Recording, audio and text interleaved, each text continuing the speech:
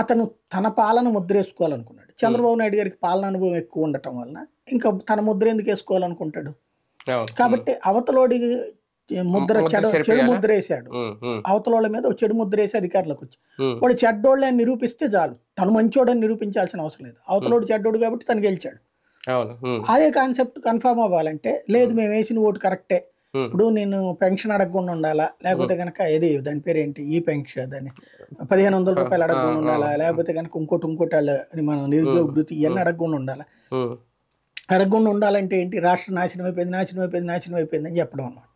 నేను ఇంతకుముందు కూడా చెప్పాను, మా మావయ్య ఒక ఆయన షాప్ ఉండేదన్నమాట.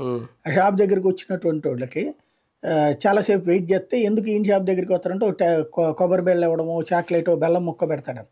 అందుకని ఇక్కడికి వస్తారు. కానీ లేట్ అయ్యేటప్పటికి ఇంట్లో తిడుతున్నారని చెప్తే నువ్వు పోతా మా కృష్ణ చూడు అట్లా ఇసుకిస్తున్నాడని చెప్పేసి నువ్వు తిట్టుకుంటూ పోరా అని చెప్పేవాడు.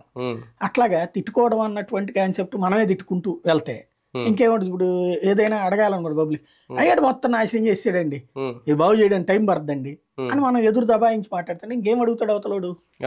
ఆ కాన్సెప్ట్ లో తెలివితేటలు తప్పించి మరి ఏముండదు. ఇప్పుడు మీరన్న పాయింట్ లోనే నిజంగా సంక్షేమాలు ఎగ్గొట్టడానికో లేదంటే ఇది మేము చేయలేము ఇది చేశారని చెప్పడానికో ఈ ఆర్థిక శాఖ మీద శ్వేతపత్రం అనేది ఒక డ్రామాగా రేపొద్దున్న వైసీపీ ఎందుకు ప్రచారం చేయకూడదు? వాళ్ళు చేస్తారు కానీ ఇప్పుడే చేస్తే ఉపయోగం ఉంది.